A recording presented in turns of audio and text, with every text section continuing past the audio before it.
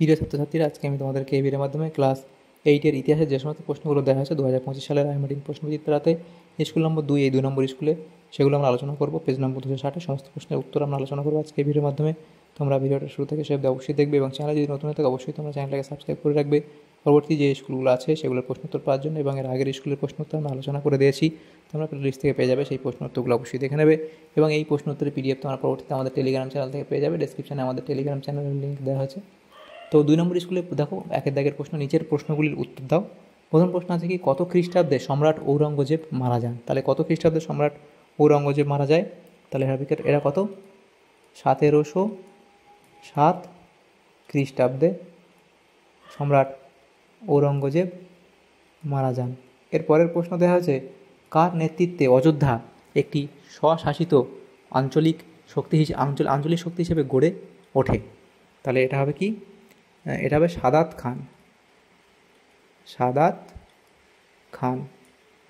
এর পরের প্রশ্ন যেটা দেওয়া হচ্ছে, দাক্ষিণাত্যে কোন যুদ্ধে ফরাসিরা ইংরেজদের কাছে চূড়ান্তভাবে পরাজিত হয়? লিখবে বন্দিবাসের যুদ্ধে। তাহলে কোন যুদ্ধে? বন্দিবাসের যুদ্ধে। এর পরের প্রশ্ন 4 দাগের প্রশ্ন, বেসিনের সন্ধি কত সালে হয়? তাহলে লিখবে কি, বেসিনের সন্ধি কত সালে হয়? এখানে তোমাদের লিখে দিই, এটা হবে 1802 সালে বা 1802 খ্রিস্টাব্দে। নেক্সট প্রশ্ন, 1793 সালে বাংলার গভর্নর জেনারেল কে ছিলেন? Warren Hastings. এরপরে প্রশ্ন দেখো দেওয়া আছে, কলকাতা সুপ্রিম কোর্টের প্রথম প্রধান বিচারপতি কে ছিলেন? তো এখানে তোমাদের লিখে দিই, লিখবে এলিজা ইমফে। তাহলে হবে কি, এলিজা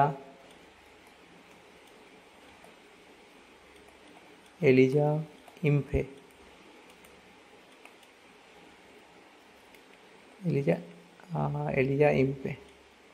এরপরে প্রশ্ন, কার নেতৃত্বে সংস্কৃত কলেজে পঠন পাঠন শুরু হয়? তাহলে এটা লিখবে হেম্যান হোরাস উইলসন। তাহলে এখানে তোমাদের লিখে দিই, এটা হবে কি, হেম্যান হোরাস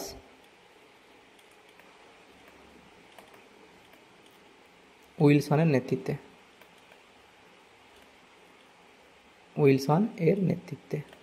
এরপরে প্রশ্ন, a grammar of the Bengal language গ্রন্থটি কার রচনা? তাহলে কি হবে? নাথানিয়েল ব্রান্সি হালেদের। তাহলে এখানে তোমাদের লিখে হবে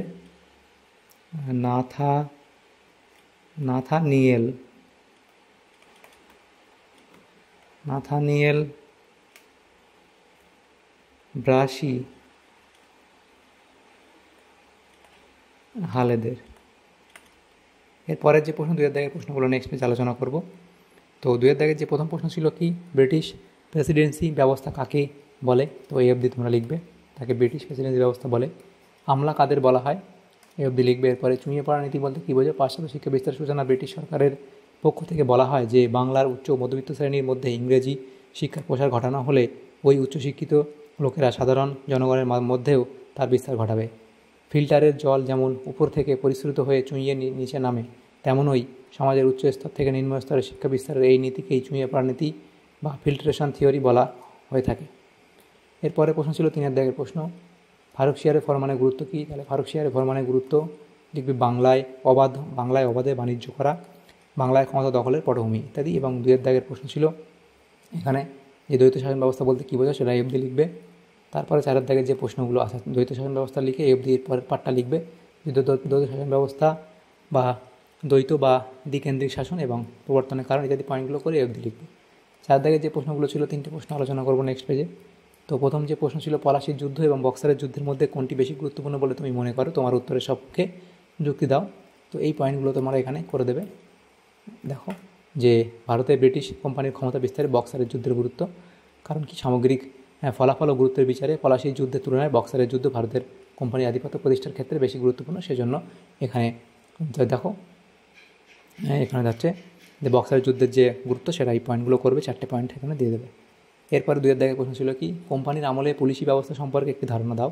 তাহলে পুলিশি ব্যবস্থা সম্পর্কে কোম্পানির আমলে লিখবে কোম্পানির নতুন পুলিশি ব্যবস্থার প্রবর্তনের কারণ বলে এই পয়েন্টগুলো করবে যে আইন শৃঙ্খলার উন্নতি সাধন, আইনের শাসন প্রতিষ্ঠা করা, ইংল্যান্ডের অনুকরণ, তারপর সংস্কার বলে এই পয়েন্টগুলো এখানে তোমরা করবে। তারপরে যে প্রশ্নগুলো আছে দেখো 3 দাগের প্রশ্ন 76-এর মন্বন্তর কেন হয়েছিল, এর ফলাফল কী। তাহলে 76-এর মন্বন্তরের কারণ তোমরা লিখবে, এর ফলাফল কি মৃত্যু, কৃষি শিল্পে বিপর্যয়, অসংকট, অর্থ সংকট এবং দ্বৈত শাসনের অবসান। এবং এই পরে শেষে মূল্যায়ন লিখবে। তাহলে এই প্রশ্ন উত্তর তোমাদের হয়ে যাবে। তাহলে দেখো আমাদের এখানে এই প্রশ্নগুলি ছিল আমাদের যে ক্লাস 8-এর ইতিহাসের যে প্রশ্নগুলো ছিল 2 নম্বর স্কুলের, সেগুলো আমরা আলোচনা করলাম। সমস্ত প্রশ্নের উত্তর আমরা আজকে তোমাদের যদি সামান্যতম উপকারে এসে লাগে ভিডিওটা অবশ্যই এটা লাইক করবে। আর পরবর্তী স্কুলের প্রশ্ন উত্তর পাওয়ার জন্য অবশ্যই তোমরা আমাদের চ্যানেলকে সাবস্ক্রাইব করে রাখবে। Thank you, thanks for watching.